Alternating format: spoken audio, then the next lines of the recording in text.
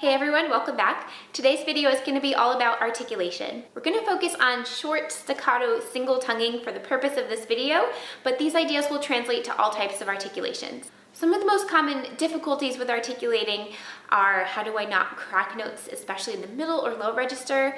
How do I get my low register to sound staccato and speak right in time? And how do I have a light, short, crisp, resonant sound, especially in the upper register? The first and most important thing to understand when you're trying to improve articulation is understanding a little bit more about what the tongue is, where it is in your mouth, and what kind of relationships it has to the other structures. The tongue is a group of muscles, and there are 8 of them. There are 4 intrinsic tongue muscles that are actually a part of the tongue, and there are 4 extrinsic tongue muscles that attach to the tongue and attach to other places, and they help us move the tongue in different ways. The base of the tongue rests in the base of the jaw, and we also have connections toward the jaw joint, closer to the ear. And we have connections to our hyoid bone. So the way we use our jaw specifically can really influence the way we use our tongue. If we're clenching the jaw, or as time goes on, especially if you're double tonguing and you notice that your jaw is clenching more and more, you might find that the tongue feels heavy, or it's more difficult to remain clear and to last as long. This is where you can get tongue-tied. So letting the jaw remain neutral and thinking about your jaw joint being right by your ear and softening from this place as you continue to tongue, this gives some freedom to the tongue. So when we do this, when we release tension in the face, we need to make sure that the airstream is there for us. We need to support really well. In my double tonguing video, I shared one of my favorite exercises for feeling support, one of them being hearing the air through the teeth, or singing and playing and then articulating after that.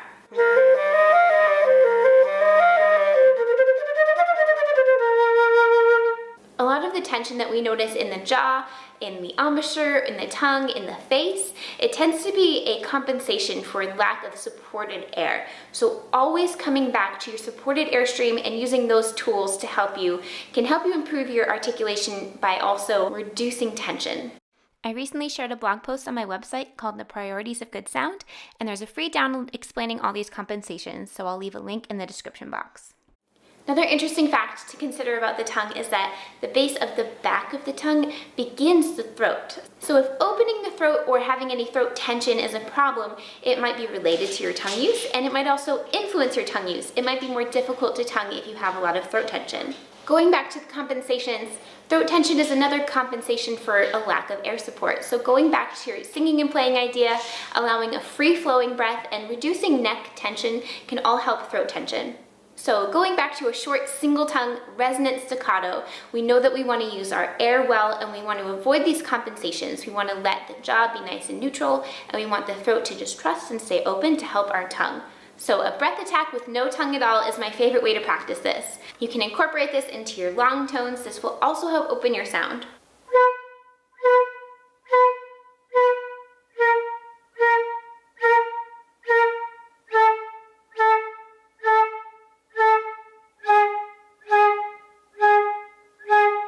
My favorite way to practice staccato and single tonguing is with Anderson Opus 33, number 2.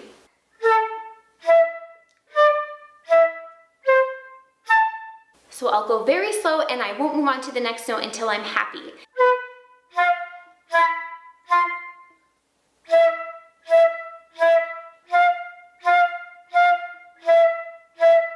So this brings us to our next question, which is, how do we not crack notes? This particular example in A minor has a lot of middle E's that we really want to crack, so that's why it's a great example to practice each day. The middle register is essentially a harmonic. It's the first partial of our lower foundation.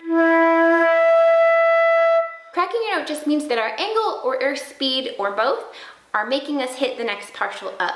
Practicing harmonics will really help your middle register. It'll help you control your air speed and direction, and you'll gather some information that can help you not crack notes. So when I come to a cracked note in this example, I want to crack it further to find out what angle I'm at right now and what direction is incorrect so that I can correct in the opposite direction.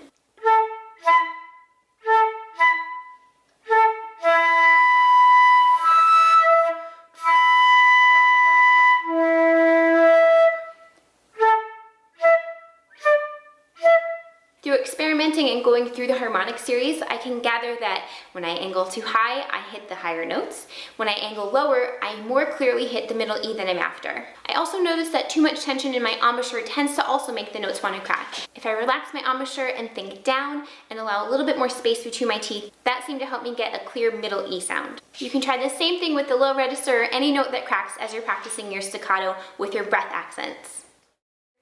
So now that we found a resonant, clear sound with our breath attacks, we want to start to add a tongue syllable to it. Where should my tongue go and what syllable should I use is the biggest question when it comes to articulation. Rather than just saying, sure, use a T sound. Easy. We can experiment with each of our options. We can use a T sound, for example. It tends to be the most crisp and clear because we're using the tip of the tongue closer to the front of the mouth. If we were to use a da sound, for example, da da da da da, we're using a slightly different part of the tip of the tongue in a slightly further back place in the mouth. When we use our ga sound, ga ga ga, we're using the back of the tongue towards the back of the mouth. So these all give us a different effect. So the syllable and the consonant that we use are what influence the tip of the tongue and the location it hits in the mouth. We can slightly adjust from there, but we also want to think about the vowel shape. The vowel shape influences the back of the tongue. So we can try a few variations on the T syllable using our Anderson example.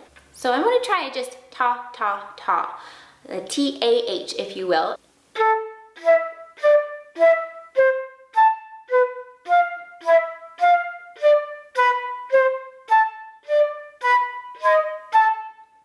So that was ta, ta, ta, ta.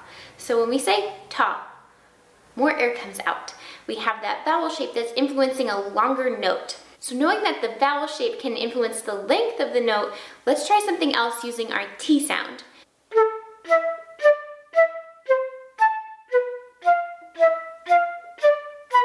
So what happens when we play staccato is that the tongue comes back up to stop the air. When we play legato, we say da, da, da, da, da. There's an ongoing stream of sound and we're just interrupting it once to start a note. When we're playing staccato, we say da, da, da, da, da. The tongue comes back up to stop the sound. Knowing that the tongue will quickly move back up to stop the air and to stop the sound, we don't want to put the tongue in a position that feels too heavy. If we move the tongue and we try to force it into a position maybe too far forward or too far back in general in the mouth, it won't want to move so easily and so quickly. So keeping it as neutral as possible where it wants to live and thinking simply can help. The tongue stays in contact with the roof of the mouth through a passage like this. So something interesting to just observe is do the first two measures of this example and just watch that the tongue is resting at the roof of the mouth.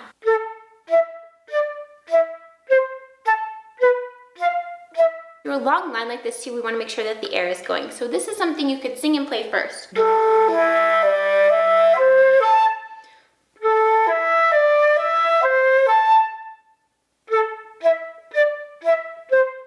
So underneath all that single tonguing, we have this continuous stream of air. But because the tongue stays at the roof of the mouth, it's sealing it off. So it sounds like we're just placing one note at a time. But you can think about this as one exhale, as one supported exhale.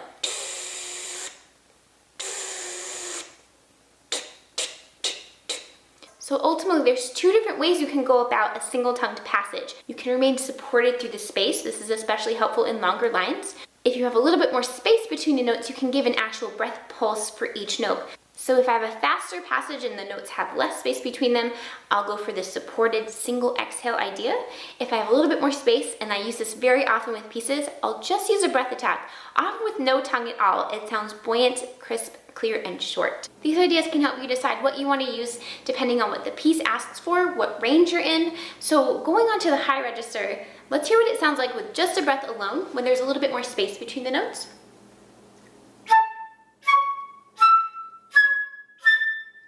Now we'll add a slight tongue on top of it, but still give a pulse. Especially with the upper register, the breath is a huge priority, so giving a breath pulse can help you get a clear, crisp, round sound, and adding a light tongue on top of it can help you sound short and dainty. So if we wanted an accented sound with our single tongue and these notes, we'd go towards a different vowel shape. We want to have a little bit more tone to the sound. We're saying da, da, da with a breath attack to get a longer, more accented sound.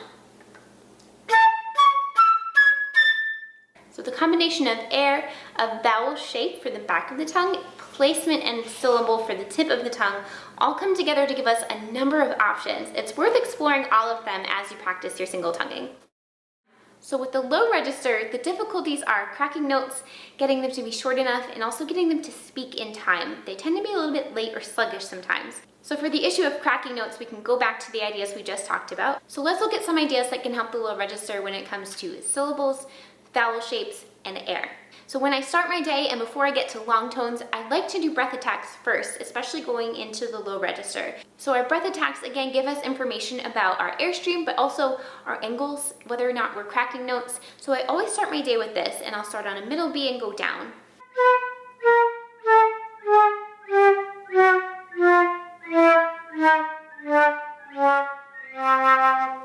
You can also string these together as vibrato pulses.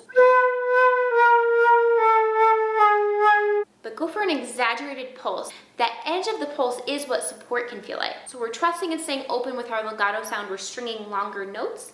We're trusting our exhale a little bit more. This idea of supporting early and often is what's going to help us with our timing with our low register notes. If we don't do this and we just go for a breath attack, you might hear a hua, hua, hua.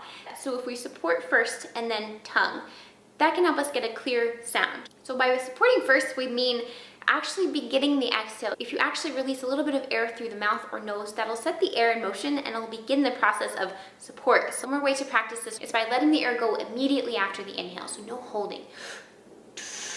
There's often this space in between our inhale and exhale, and that can make it difficult to articulate clearly because that stops the air. We know that we need a continuous stream of air, so give this a try.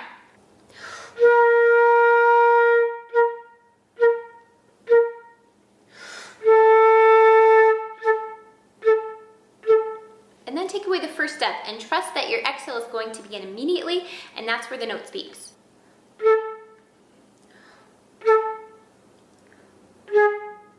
Going back to our Anderson etude, now we can use our tools to make it a little bit more musical and bring out certain notes.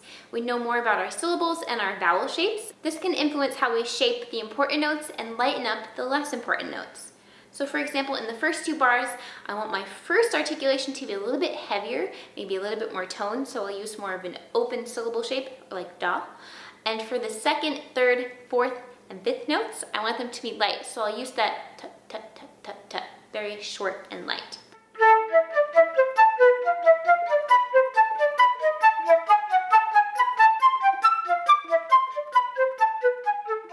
Thank you so much for watching. I hope you found this useful. Please give this a thumbs up if you did, and leave a comment below, and don't forget to subscribe.